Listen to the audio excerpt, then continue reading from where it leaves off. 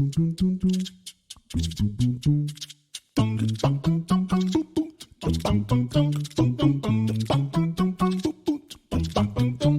right, hey, welcome back to another exciting episode of Spellstorm Miniatures. My name is Jeremiah.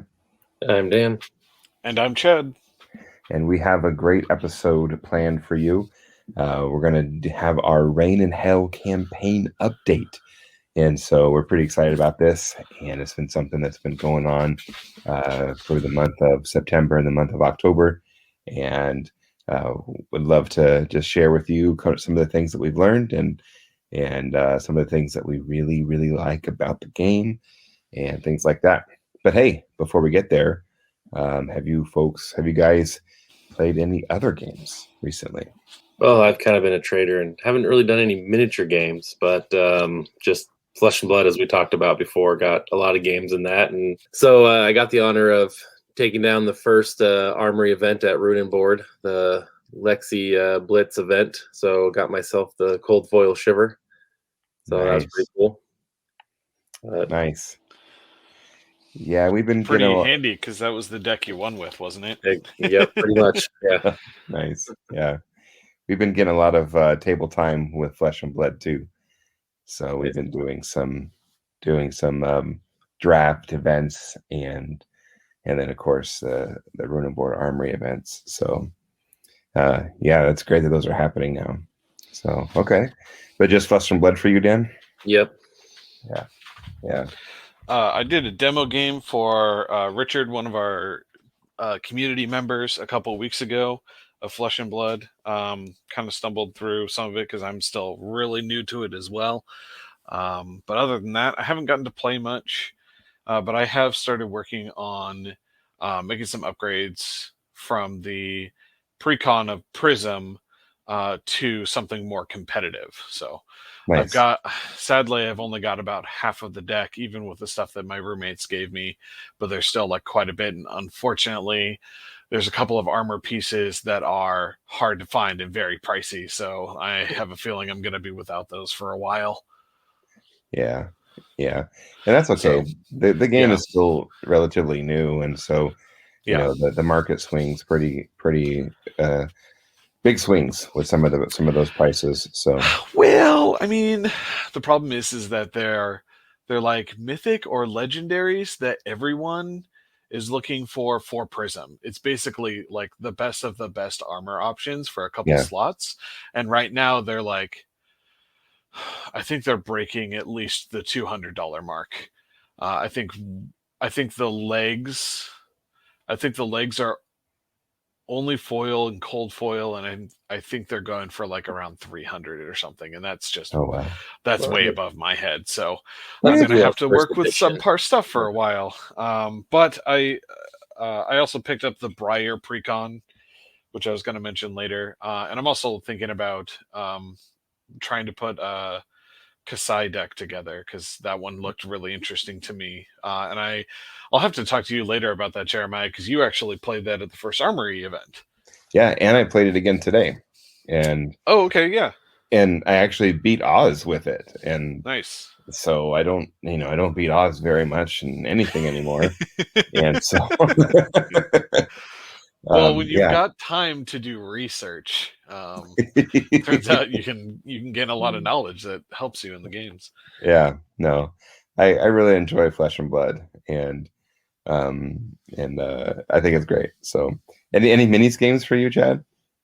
No, sadly, the last couple of weeks on Wednesdays, I've been doing other stuff at the shop. Last Wednesday, I was supposed to do a demo game of Warcaster for our new employee, but unfortunately they weren't able to make it, and so I played I kind of played 2 games in the Pauper event that ended up going on, which for people who don't know, Pauper is a Magic constructed format that is commons only. It's highly competitive.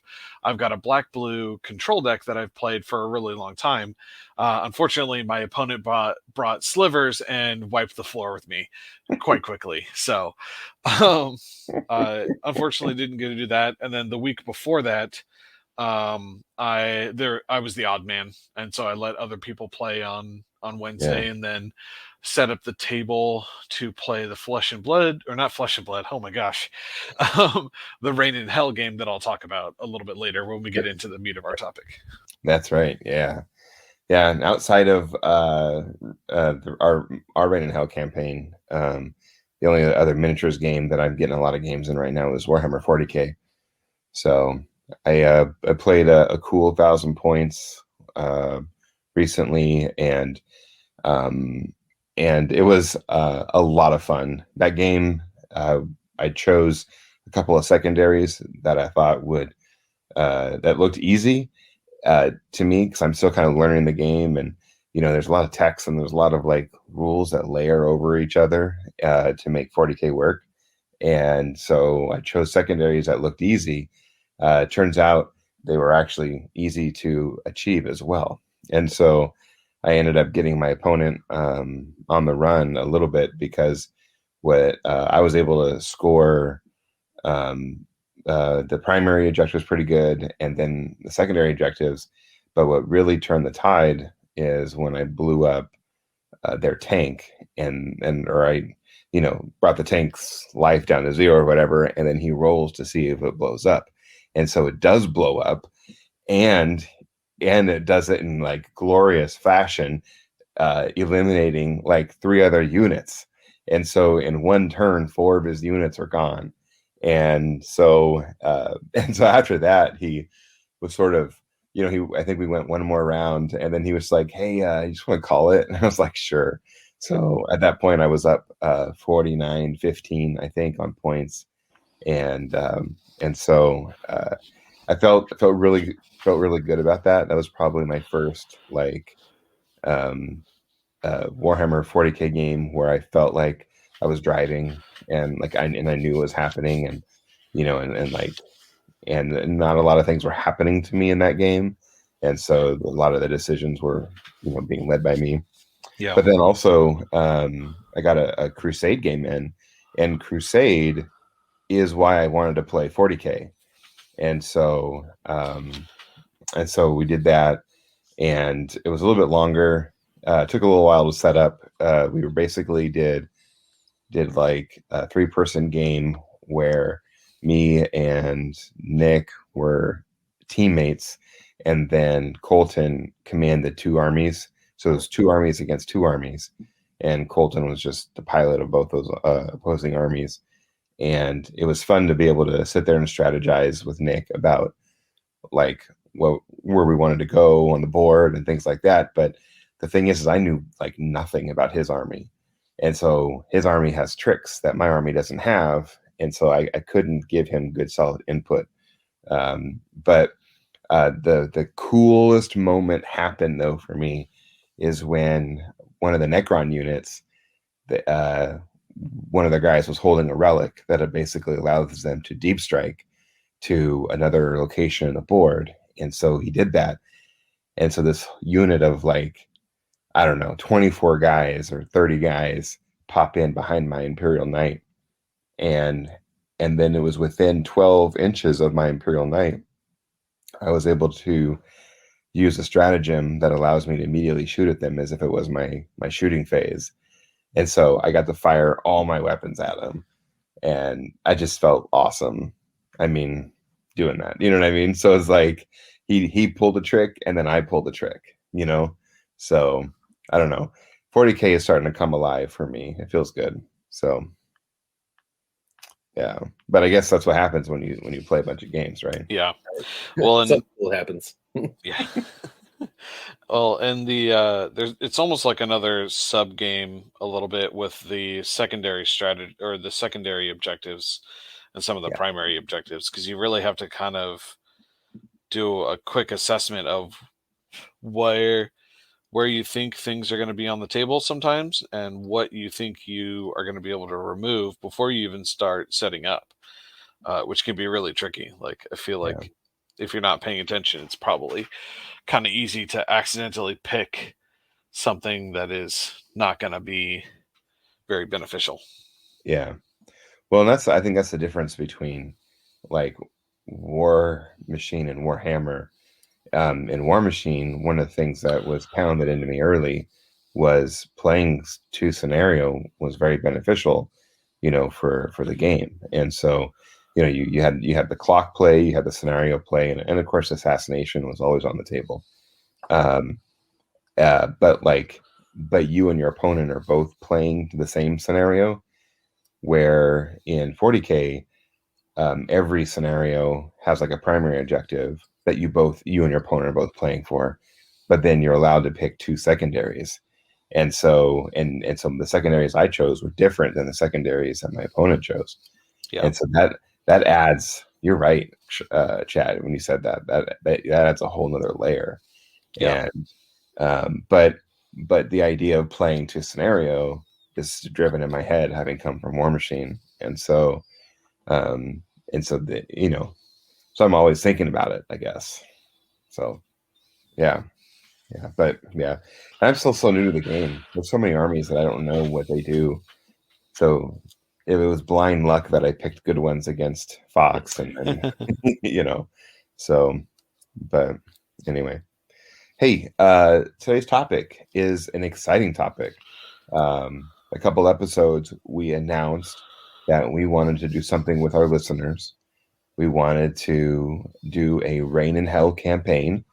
Reign in Hell, the new minis agnostic rule set that was released by Uncle Adam and Vince Venturilla, and so we did that. We reached out to our listeners on the Discord server, and we got enough people interested that we were able to form two pods. And see, Dan, you and me happen to be in the same pod, and then Chad, you're in a second pod. Yep. And so what I wanted to do with this episode is kind of give an update for the rest of our listeners who aren't participating in the campaign, and talk about the games, talk about some of the highlights of the games, maybe some of the things that we really like about the rule set, because we each have got enough experience now playing it, playing in them, that I think we can, beyond reading the rules, now we have experience with the rules. We can give a good review. So, what do you guys think of the game so far? Let's just have a free, organic conversation about it. Yeah, definitely. I mean, like you said, it's one of those where you read the rules and it's fairly straightforward, but then playing it always adds that mix, right? You can actually, like I said, experience it a bit. So I think it was enjoyable. It's definitely been good so far. Where was expecting kind of the rules-ish light, where we have some time to look up things and kind of a casual game, and so far I think it's definitely lived up to that initial expectation and feel, that it's not going to be precise measurement. We're worrying about every little thing and having to look up like 6 different interactions to do one thing, right? So I guess that's my first impression off of it so far. Yeah. Yeah, I've only gotten to play one game so far, because as fate always has it, my work schedule changed a little bit right before we were supposed to start doing games. So my wide open weekends unfortunately turned into one day. And then my Wednesdays are frequently taken up. The back half of Wednesdays are frequently taken up setting up stuff for War Machine Night at the store for everybody and playing that. So my schedule became a little bit tight, but I did get to play a game against 2 other people in our pot of 4. And we did a 3-way game that was pretty fun. The scenario was the Crystal Towers, where there are 4 different pillars, and you roll a d4, and that's how many souls are on the pillar. And then once around, anyone that is nearby a pillar that has more of their demons around it, as long as you've secured the pillar, you can draw a soul from the pillar to add to your sheet for the end of the game. So you're trying to get some extra souls while also fighting off people who may be trying to come and steal them. Nice. Steal them from the pillars and stuff. So it was definitely pretty interesting. Hans and I both play, I think, kind of similar armies a little bit, where they're a little bit more tricky mobile. And Tyler was playing Lords of Hell, and he just kind of went the more combat stat focused and like combat 6 saturation. And Hans and I were kind of fighting it out, and then slowly Tyler was just kind of moving across the board because I got deployed in the corner between the two of them. Mm. And unfortunately, I lost my succubus really early because in the second round, I rolled my initiative dice and we all had a 12, but then I realized that I didn't take one out because one of my demons had died. So then I re-rolled the entire pool and I didn't roll a 12. So I lost my chance to get into the initiative and try and activate my succubus and get her out before Tyler's leader came over and just beat her up. But so far, like it's definitely been really good. There's some really cool things. And it was Tyler and Hans had played a game against each other. This is the first game that I had played, and I was taking a little bit of extra time trying to figure out what I wanted to activate when. But by the end of the game, it was a little bit more clear. It was better. Plus, like it's always fun watching the dice spikes in those when you're rolling a pool of dice, because there was one of the highlights. I think it was my armored? I think it was my armored demon was getting charged by one of his like combat demons, and he rolled up like 5 hits or something like that. And I had focused. I think I had focused, so I got my 5 combat dice plus 1 extra for the focus. Yep. And I rolled 4 6s, and then I got to change a result to a 6, so I just completely negated his charge. That's awesome. Yeah. That is awesome. Because the ability of the armored demon is that when you roll your defense roll, you get to automatically change one of them to a 6. So you automatically block one. But I was just like, nope, you're just not doing any damage. And the armored ones are tough. They start with 13 life. Yeah. That's one of the things. So when you first build your warband, you bring in you can only hire lesser demons or add lesser demons to your warband, and each lesser demon has just a basic stat line, and depending on whichever demon it is, and then 1 ability. Yeah. And what's fun is a lot of times those abilities they're only used in certain scenarios, and so like your guy, that ability can be used when you're playing and when you're being attacked, right? Yeah.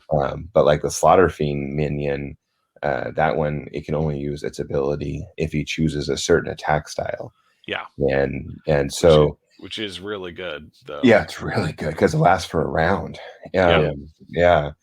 So, but like they that's one of the things I like about the game is its simplicity.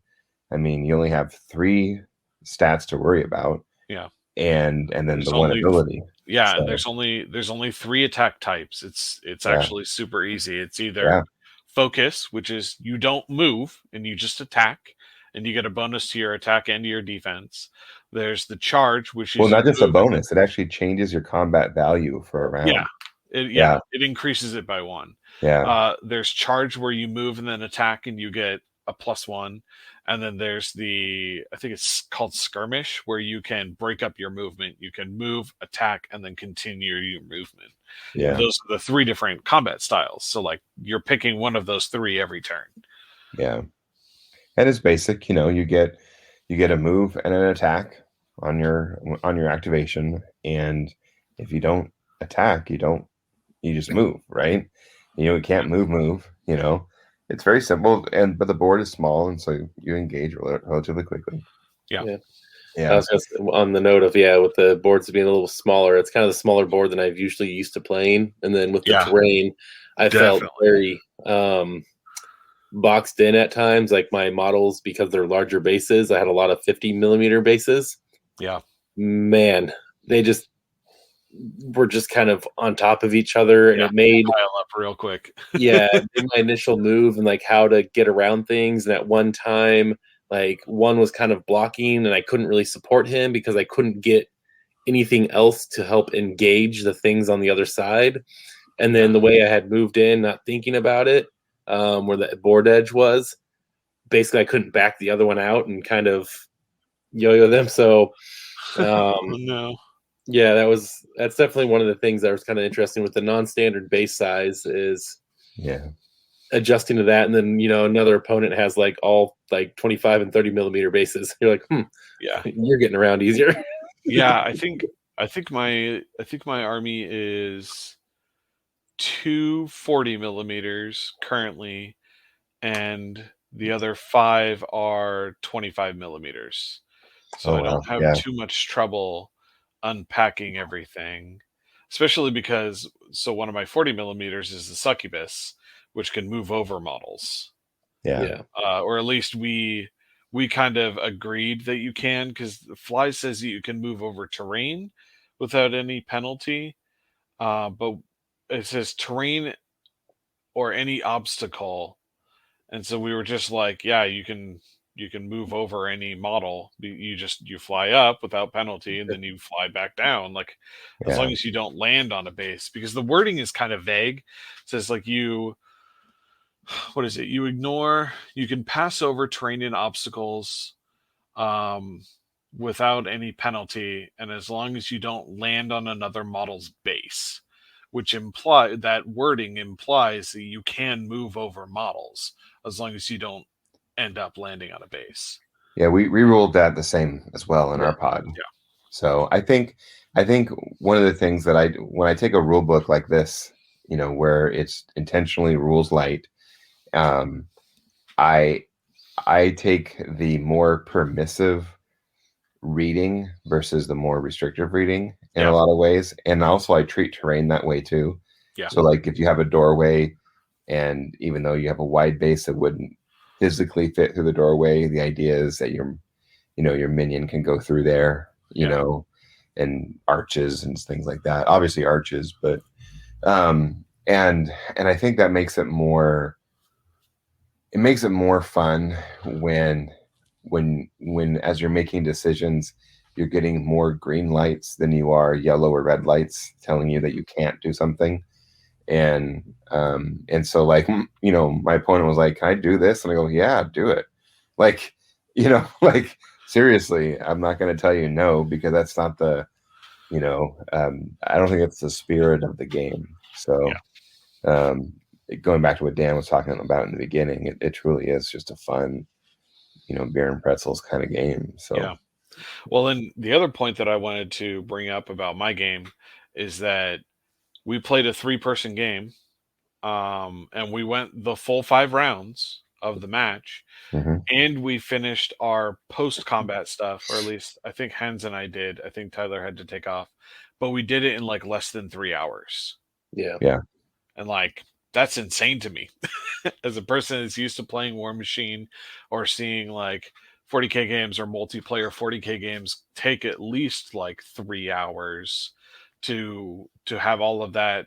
Like, and granted, like I already had the table and the scenario set up. Like I took probably about half an hour beforehand to do Yeah. it before they got there so that we could sit down and play. But we like chatted a little bit about our war bands beforehand, and kind of played the game a Mhm. little bit leisurely. I took a little bit longer because it was the first game that I played, but like Yeah. even then, like still Yeah. 3 hours is pretty awesome. So Well, we did a 4-player game in Yeah. about the same, Yeah. right? Yeah. That's about, I would say about 2.5. I mean, that was with like Oh setup. yeah. I mean, probably tear down, Yeah. and all 5 rounds and everything. And again, I think it was a little bit slow, only again because 2 of us were really kind of experiencing it for the first time and like have to look up stuff, and then 2 more were, you guys are still kind of familiar but not totally familiar with everything. Yeah. So Yeah. I think once you get a little bit more familiar with like, oh, that demon, that's what their ability does, or that's what this does, Yeah. all of a sudden it just like speeds up. I think we could have done the game in an hour even. Yeah. Um, I Yes, think that's true. Yeah. yeah, I think by the time we got about to the third round, I was really kind of starting to get things figured out of like what I wanted to activate, which abilities I was doing and stuff like that. And so it Yeah. just became a lot more fluid from then on. And I suspect that my other games will be just so. So Yeah. like they will just be more fluid from now on. And Yeah. you know, that's good. That's really nice. In a rules lighter system like that, you want it to not feel like a slog through the entire game. Yeah. And maybe it's some of our experience with other miniatures games. It would be interesting to take this game to someone that's never played a minis game before and see how that goes. Maybe that's something we do later, but I mean, right now for us, it seems like it's going pretty smoothly for everyone to pick up. Yeah. Yeah. So one thing I noticed at the beginning too was I was a little bit more hesitant in my first turn, but then after a couple battle sequences, because I'm kind of, I guess, again, War Machine, you get in too close, you get alpha striked, your guy's off the board before he does anything, right? Yeah. But between the life total and then how blocks happen, you know, so even if someone rolls 9 dice against you, you still have, you know, a chance to defend, you know, 6 hits, right? And even then, 6 isn't necessarily going to always take someone out, right? Yeah. So I found you could get engaged a little bit better in battle and not have to worry about necessarily getting alpha striked and just taken off the board before you do anything. You're probably, if your initiative is half decent and you don't just put someone in the middle of like 10 more people to go, you have a good chance of kind of 1-on-1 or 1-on-2 surviving a couple rounds, or at least one round, if not 2. Yeah. And that was something else that I encountered, is feeling out the way that those combats are going to go. Because I didn't like sit and, you know, I didn't beforehand roll against myself to see how it would go. But after seeing those first couple of combats and realizing that like it's probably going to take, like, unless somebody rolls really well, I think on average it's probably going to take at least 2 combats before you take something out. Unless you can like pile in like combat actual attack sequences, whether you can get like 3 of your dudes onto one guy like in rapid succession, or if it's 2 people slogging it out.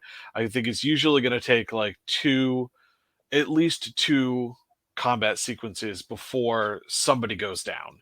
And that's only if like someone's rolling damages really well and blocks are lower. But then as that keeps going on, like I think my armored demon survived for 2 or 3. I think my armored demon survived for about 3 rounds, 3 total rounds of combat, which was her attacking, and then her being attacked at least once each round for a couple of those rounds, and managed to survive. That's And great. they start with 13 hit points, so you know that's a good couple of rounds of combat before it's taken out. So going back on like the scenario piece, the first time I played, we rolled on the chart to choose our scenario, and I love it how it comes with some really fun scenarios. Many of them designed for 2 to 4 players, like, which is like perfect for what we're trying to do, right? So the first game that I played was a 1-on-1, and we completely misread the scenario and played it wrong. Yeah. And so we misaligned where like the souls were coming from, and so it basically just kind of became a combat thing. And so we just kind of met in the middle and fought for 5 rounds, and it didn't feel very it didn't feel as much fun, I guess, because mostly just because we misread the scenario. And so at the end of the game, I had the roll on all these tables, the end of the game tables, and I didn't roll very well, and so a lot of my guys were affected, had to change their stats, and I didn't find any essence or any relics or anything. Like, I didn't get any. I got beat up in the game. I had one survivor at the end of the game, and then I got beat up on the tables afterwards. And so when we rolled into the next game, we we had a better understanding of the scenario. That one was the beast, and so we had the beast in the middle of the board, and we had 4 of us in the corners, and so I was determined to go after the beast. And what you can do instead of trying to slay it, you can try to gain control of it. And so the first person to and so instead of making an attack roll, you roll 6 dice, and then if you get a natural 6, that counts as 1 successful attempt at controlling it. And the first person to get 10 successful attempts now controls the beast for future rounds for the rest of the game. And so I started in early on it, and I got 3 or 4 really quick successes. Yeah. And I was one of the first persons to do that. And then I started getting distracted by engaging my enemy. And I remember having to go use the restroom. So I went to use the restroom, and in my walk to the bathroom and back, I had like this light bulb moment that was like, wait a minute. The first round I was playing to scenario. Second round, I completely abandoned my mission of playing to the scenario. And so from that point forward, I re-engaged the scenario, and I actually gained control of the beast. And so then I had the beast at the end of the game, which means I won the scenario. Yep. Right. And but it was so much fun because there was this like engagement that was taking place in the middle. I think, Dan, you probably engaged the beast the second most after me. And then but then each one of us, we also were kind of fighting. We had our own like theaters of battle, if you will, theaters of war. I don't know what the phrase is. You'll have to forgive me, but and so we were earning souls, and we were doing all the things that we were supposed to do in the thing while this beast was around. And the beast ate like 2 of my guys. Like, well, like he was still. It was dangerous. Scenario. Yeah. So the beast, right? It starts in the middle, and it recommends like a 60 mil or bigger. And we were playing at my place. No one had a 60 mil or bigger, right? I had a bunch of 50 mils. Right. So Jeremiah says like, "Oh, just grab your Dracodile." Sure. I have a lava themed Dracodile, which is on a 120 millimeter base, right? Yeah. So yeah, we had buddy. a very, very large, angry red beast in the middle. And so, as a reference, it has 40 hit points, move 8, and 12 combat value. Yes. Oh, boy. So, when this thing struck, and I was rolling for it, and I guess I shouldn't have rolled because I rolled a lot of my good rolls. It was usually doing 9 to 12 hits because it was like 2 ups on everything, right? No one could touch this thing. And it would go after the closest model. And so every time you go to try to control it, right, you had a good chance of being eaten, right? Because you're within an inch of it. And then Jeremiah, you had a bunch of methods that you were able to just fling in there. Yeah. And that's what got you up early, but then your people got eaten. So that's right. And then unfortunately it auto plays like you said, it plays like that and gives you instructions until someone controls it. And poor Mike happened to start being the closest one all the time, and it started going after him until like terrain kind of messed with it. So he was having a rough time with that beast. Yeah, but, when you and not only that, I threw my devout at him, and my devout is a combat focused model, and so I was eating his guys on one side of the terrain. On the other side, the beast was eating his other guys. So right. So yeah. I think he still had a good time with it. But like you said, you went and you came back, and then you just started racking up those grabs again. And by that time, I was so engaged over in the other corner with JC that I gave it a shot and I missed. I rolled the 66, didn't get a single 6. And at that point I said, you know what? I'm like 3 control points behind. There's no way I'm going to catch up to this thing, especially since most of my initiative rolls were the back half. So it was kind of... Dude, I think there were 2 rounds where I rolled 3 12s. Yeah.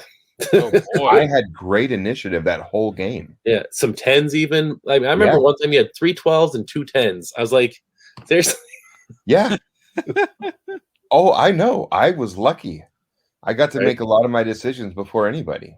Yeah. Exactly. So So, that's one thing interesting about the game too, is how those initiative swings, where sometimes it's like advantageous to go a little bit last so everyone else is activated, so you know which demons you can commit where. But Yeah. other times, once you're engaged, right, there was an important time that my Slaughter Fiend was next to JC's Slaughter Fiend. And so doing the focus, I went up my combat value by 2. And so now I was larger than him. So it was 2 ups. And then when it came to him, it was 3 ups to reattack me, right? So I was able to activate first and kind of gain the advantage, Get that advantage. yeah. So stuff like that, and just being able to, recognize those sort of things. Like you're saying, Chad, about like someone maybe who hasn't played miniature games, kind of, if you've played the miniature games, you can kind of recognize those type of moves, I think, a little bit quicker of, moving in and like when to activate who sort of thing. So Yeah. How Yeah. do you guys And like about rolling on the tables at the end? I actually haven't got around to mine yet. Oh, okay. Okay. I need to do it. I got super lucky. So 2 of my demons managed to survive. My leader and I think it was my leader and my Slaughter Fiend. But my devout, my armored, my 2 spines, and my mephit all bit the dust in the game. I got super lucky that 2 of them rolled no injury. 2 of them rolled weakened, so they get a -1 stat. And Hmm. I think I chose -1 speed or -1 health for one of them. I don't remember. I have it written down. But I can choose minus speed because I don't care as much because my boon is +1 speed naturally. So I can lose the speed and still be at pace with everybody else. Yeah. And then Yeah. my devout actually rolled a very interesting one. My devout rolled twisted, which is you pick life, combat, or speed, and you subtract 1, and then you pick again and +1. So I think I actually did -1 speed and +1 combat Hmm. because Mm, the succubus, yeah, the succubus is really only combat 4, and until your demons start killing other demons, its passive ability for damage reduction doesn't really go into effect. hmm. And so like a 4 combat is very low, unfortunately, especially like when you're playing against the Lords of Hell and everyone's like 6 up. Yeah. So um Well, that not was everyone is. I play Lords of Hell, but yeah, I have a bunch of Mephits who are only combat 3. yeah, yeah. So But I would definitely see, went with it. I went with a different build yeah, see, style. Tyler went very combat focused. So he has 2 methods, but one of the Lords of Hell trait is that you get a free lesser in your warband. So Yeah. he picked an armored demon. So he has 2 methods, 2 armors, 2 slaughters, and and then he has his devout and then his leader, and his leader is a combat specialist, and the devout is a combat specialist. So it's just 8 beefy dudes like Yep. coming across the battlefield at you, and it was scary once he finally like he was kind of committing a little bit early in the game, but like and it was a lot of Hans and I duking it out a little bit. And Yeah. then by the time he caught up and engaged in it, it was just dropping hammer fists Right. over and over. So Yeah. it's one thing is it kind of looks like high combat stat saturation and extra bodies seems kind of like a path to victory, but initially, like kind of on the surface based on that. But I wonder how much of that was also just the fact that like Hans and I were deployed next to each other in corners, and then Tyler was over on my other corner, and the person that would have been caddy corner for me was an empty space. So I Yeah. was kind of caught between the 2 of them. I wonder if Tyler and I had swapped places, how that may have been different, if we would have been able to kind of overwhelm him a little bit as we kind of hit him on 2 fronts. Yeah. Um, Yeah. Plus, if you're weakened, that's one thing I tried to look for too. Was if someone was weakened, can I maybe get that finishing blow? Yeah, can right? you sneak in and snake the kill and Yeah, get those souls? And exactly. there was one, oh man, right at the end of the game, I used my Slaughter Fiend before, I think it was after his Devout went, and I tried to kill it. He only had 2 health left or something like that. And I rolled just enough to do 2 damage. And we kind of caught this after the fact, or as it was happening, that I had enough dice that I had some soul dice with good enough stats that I could have replaced to do all hits. And he would have had to have burned 2 of his dice to try and succeed to stay alive. Or no, he would have had to burn 2 6s, but he only had 1 6 in his pool.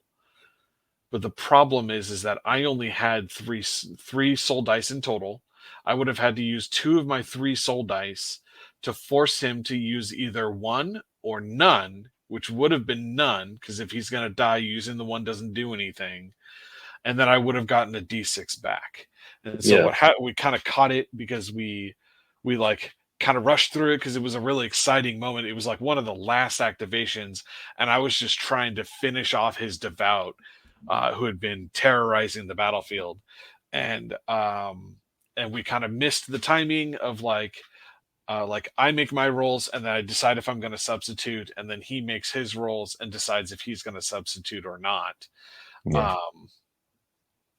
And then we kind of decided, I was like, okay, well, I wouldn't use 2 because it doesn't make sense. I would use 1 to force you to use one of yours to block it to stay alive. So that's what we ended up doing. He ended up with 1 health, his Devout with 1 health, just barely surviving. But it was a cool moment where, especially because of the models, I should have taken a picture of it, but like it's basically a modified Ogrin Myrmidon from Warcry, which is like it's a big horned like centaur kind of looking, or not centaur, minotaur looking demon that has big old wings. It's modified with like a big sword, and I'm using my Daughters of Cain miniatures, and I'm using my Slaughter Fiend is one of the ones from that's got double knives and kind of this like crouched combat. So it was like this tiny little thing trying to kill this giant demon, and I should have snapped a picture of it. But it was a cool little moment of almost taking out this big demon that had been wreaking havoc. Yeah, but it was a lot of fun. Yeah, you got to remember those soul dice. That kind of double bit me. I got sliced twice on that one. Where my Devout got attacked, and I rolled and I needed just 1 6, right? And I could have stayed alive, and he couldn't activate anything more. He was out of range or initiatives to do anything. And so we rolled it, and I looked at it, and then I was like, I looked over at my soul dice after we had taken them off the board, and I was like, oh wait, I can replace with a soul dice, can I? Because I had a 6 on a soul dice, and just let it go. And then the next round, or later that round, I was attacking his guy. I did just enough, and then he's like, oh wait, I can replace a soul dice. I'm like, oh no! I wouldn't have said anything. I would have killed his guy. But if I would have remembered, I would have saved mine, and probably my Devout would have lived, and I probably could have taken out his leader the next turn. But oh well. Well, it sounds like we're all having fun playing the game. The campaign is designed to go through the end of the month, and so hopefully we'll be able to get more games in and things like that. But I have a game scheduled for this week. Nice. Hen and I are going to get together and play games. Yeah, so do we in our pod. Before we get to the next topic, just in general, I'm gonna give the game 2 thumbs up. I think it's definitely worth checking out if you haven't. So especially if you've got some extra minis and you've got the dice you need. It kind of ironically turns out that at least I didn't have quite enough D12s, so I had to go out and buy a couple D12s to make up for. You don't play enough fighters in D&D. right? Yeah. That's just it. I don't. If you have some D6s, enough D12s, like 10 D12s, and I would say like a good 10 to 15 D6s, and $10, you can basically get started if you have some other models to That's right. tuck in there. And we all do. Yeah. So Yeah, and I was actually I've got a bunch of spin down life counters that I from playing Magic that I was using spin downs for my hit point trackers, so I didn't have to keep it on a piece of paper or anything. Oh, that's kind of smart. Yeah. So nice. Well, let's why don't we shift over to confession time? Speaking of, if you have any models around, I'm sure that yeah. What kind of purchases have you guys made, or Kickstarters you've backed, or things that you have picked up since the last time we recorded? Yeah, trying to think back. I think I kickstarted a couple small things, just a couple again little D&D things. Like one that was like $1, right? The dude was just putting it out there. Some more STL files, bought some Flesh and Blood stuff and some stuff to go along with that. But again, I guess when it comes to minis, I haven't really picked up any specific minis the last few weeks. Yeah, that's fair. I went a little bit ham this past week or so. The Start Collecting for Daughters of Cain box that I've been waiting for finally came in.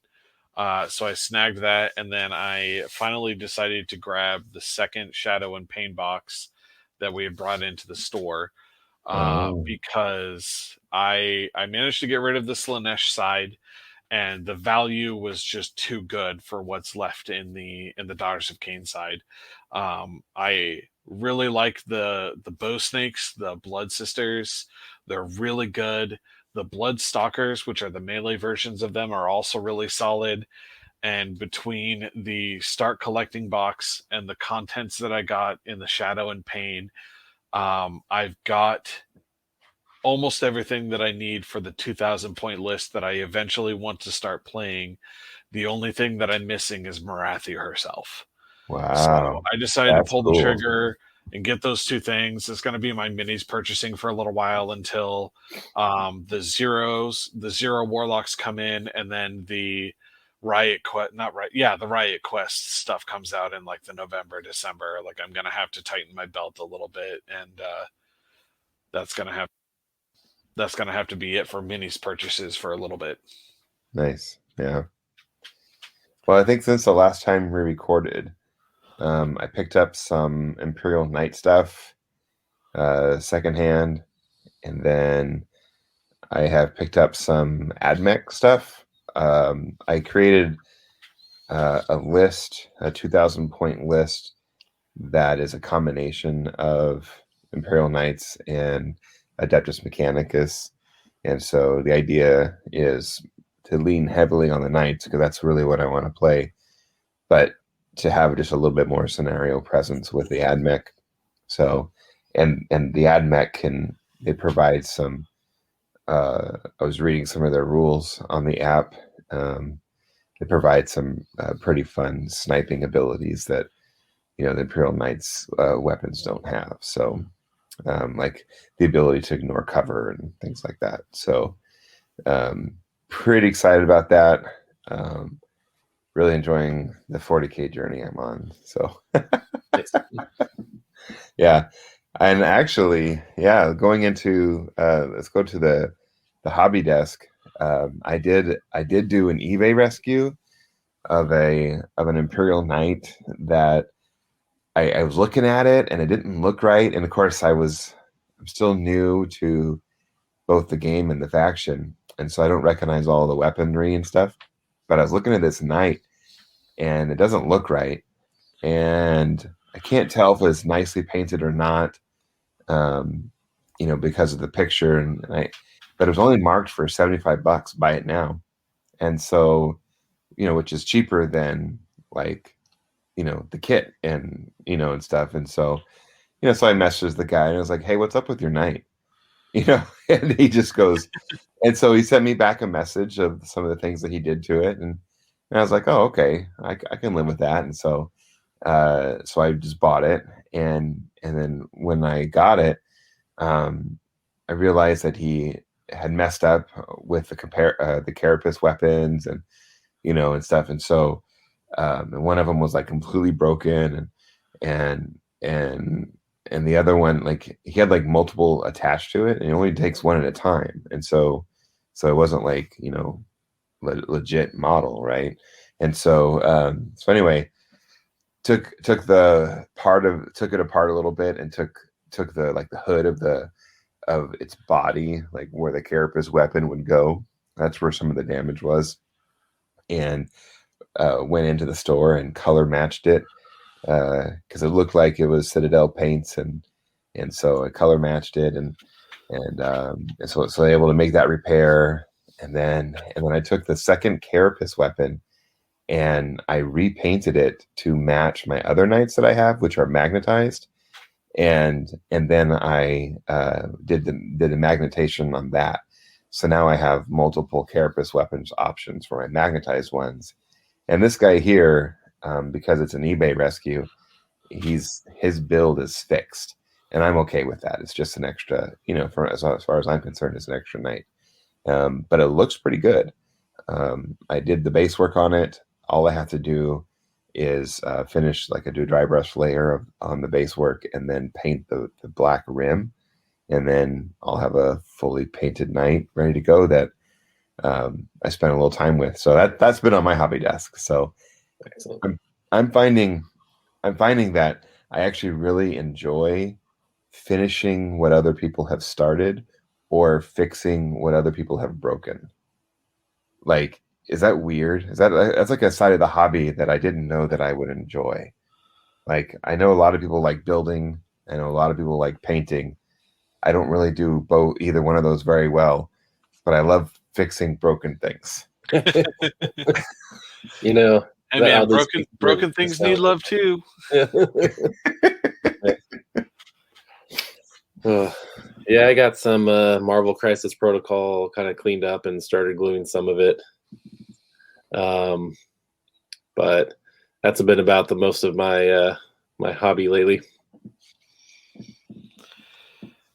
Well, I unfortunately doubled my painting backlog for my Daughters of Cain by buying all of those models. So I have the Shadow and Pain box assembled. I needed to do that before I got rid of the rest of the box because I was getting rid of the instructions at the same time. And I started working on assembling my Cauldron of Blood, or the Blood Rack Cauldron. I only got a little bit of the way through it because I'm gonna have to paint it in sub-assembly because of, I think, the small details and things like that are going to be a little bit too difficult to get paint on everything once it's fully assembled. So I started doing that, but I just haven't been motivated for hobby stuff lately. I've been playing some video games more with friends, but I've got the rest of the Start Collecting box to finish assembling. Plus, I've got the other stuff that I had primed before. My Sisters of Slaughter unit and my one of my units of Harpies are primed and ready to get painted. Now I've got a second unit of Harpies. I've got 10 Spear Snakes. I've got to assemble 5 more Bow Snakes. And I've got the third Witch Elves unit is already assembled. I did them with daggers and bucklers, plus a couple other single models that I'll have to finish assembling and then get primed and get painted to get this small force fully done. Nice. I'm going to aim to try and get it done by the end of the year. I'm still slowly working through my yearly goal of knocking out a bunch of stuff from my backlog from last year. I'm making decent progress in the overall year, but probably not as much as I would have liked. But I'll probably get some mojo here soon and get a bunch of painting done, catch up. Nice. Yeah, little by little. Yeah, I've always been impressed with both of you guys and your guys' level of hobbying. So I think between the three of us, you two are definitely keep a good pace. So, Well, thank you. well, yeah. I want to thank everyone for joining us on this episode. If you have not checked out Rain and Hell uh, um, game, I would really encourage you to do so. It's a fantastic rules light system, minis agnostic. You heard us gush about it earlier, having a great time playing it. Um, and we'll probably come back at the end of our campaign and kind of give maybe a final assessment of it. But we're gonna, with any luck, we're gonna finish our campaign by the end of the month, and looking forward to that. We have some great ways for you to get involved with the Spellstorm community. Every Thursday, we host a paint party on our Discord server, and then we also have a monthly book club, which also takes place on our Discord server. This month, we are reading Farewell, My Lovely by Raymond Chandler.